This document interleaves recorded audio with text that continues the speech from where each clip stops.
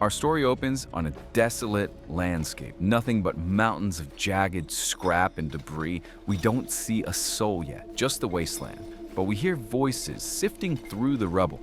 Over here! I found it! We finally meet our scavengers as they step into the frame. This is Mark 44B and Meg 9X7. Mark is holding a dusty blue box, looking totally confused. He asks, "How is this old thing giving off a distress signal?"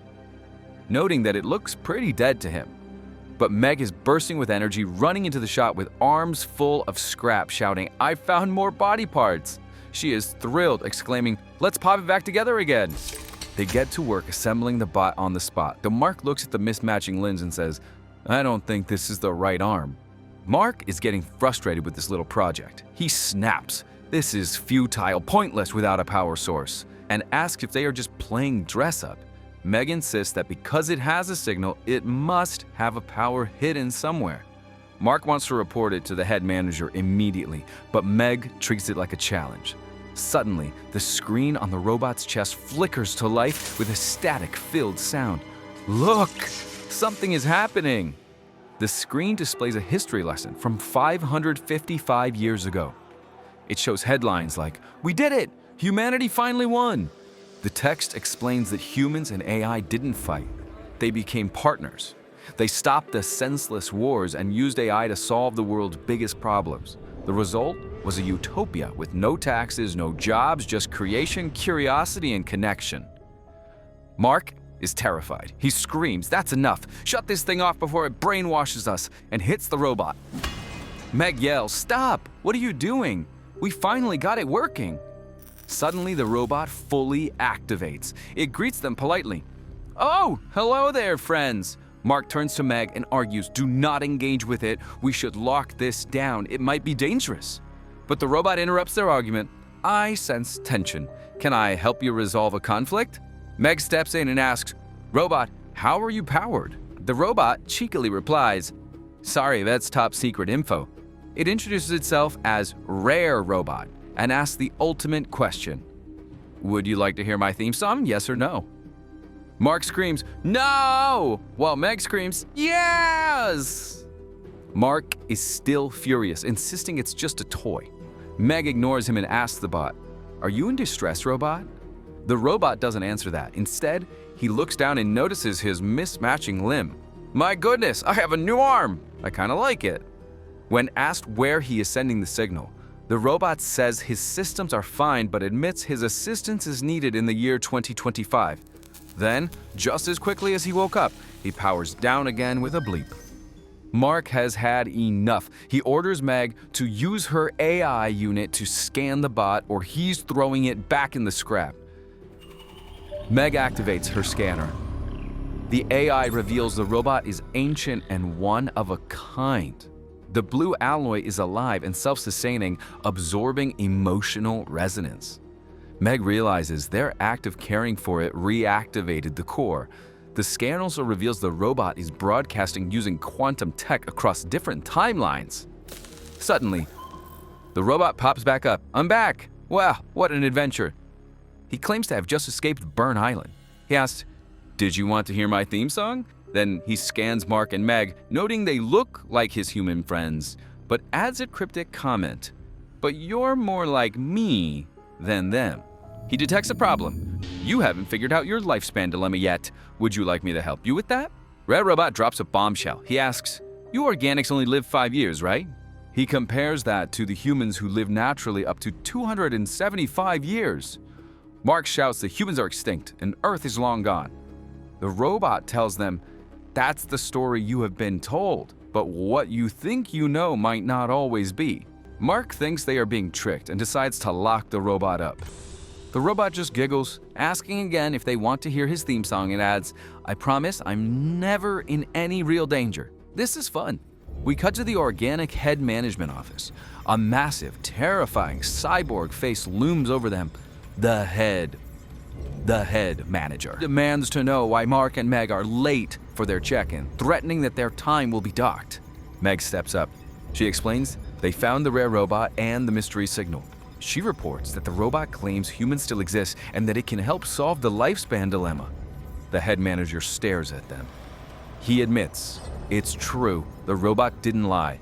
He reveals that while organics are superior, their lifespan is indeed very short, and this information was kept from them on a need-to-know basis. The head congratulates them on a promotion, but his orders are dark.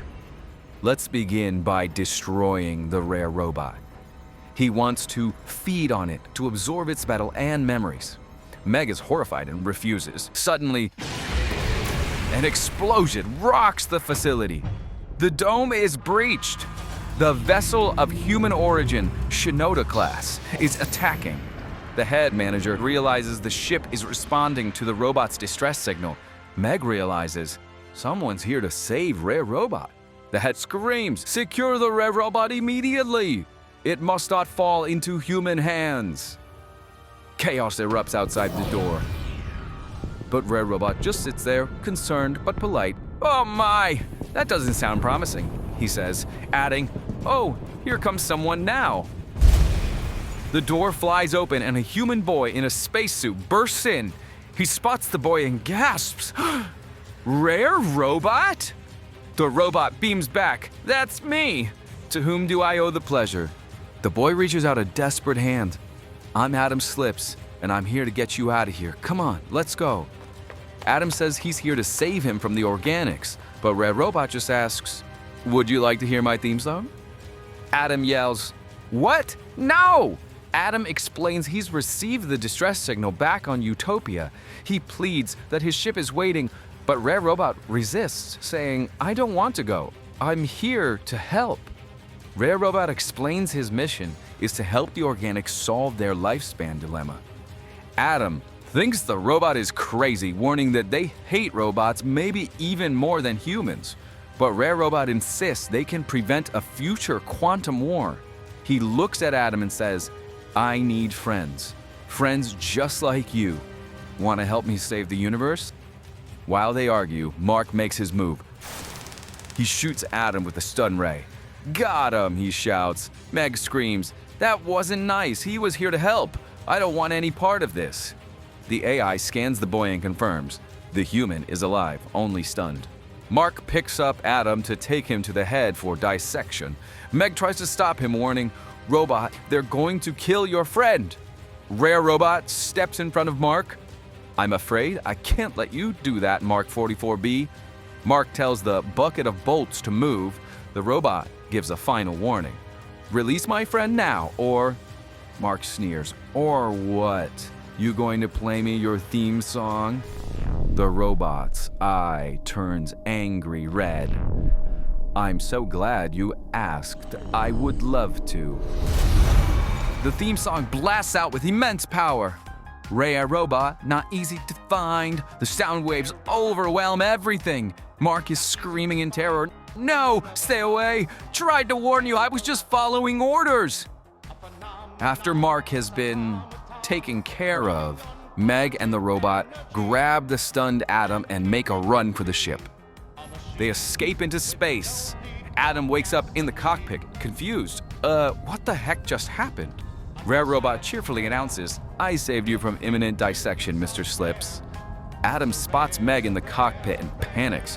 "What is she doing here?" Rare Robot, who is piloting the ship, declares, "Fear not, she's our new friend." Adam looks at the navigation and realizes, "Hey, this isn't the way home." Rare Robot smiles, "Because we're not going home. I know a place with some friends." Back at the base, the head watches them fly away. He orders his troops not to fire. "Follow the ship.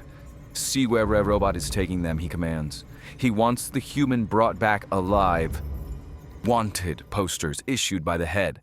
Rare Robot is wanted for destruction. Adam Slips is wanted for capture. And Meg 9X7, her order is transmute to feed.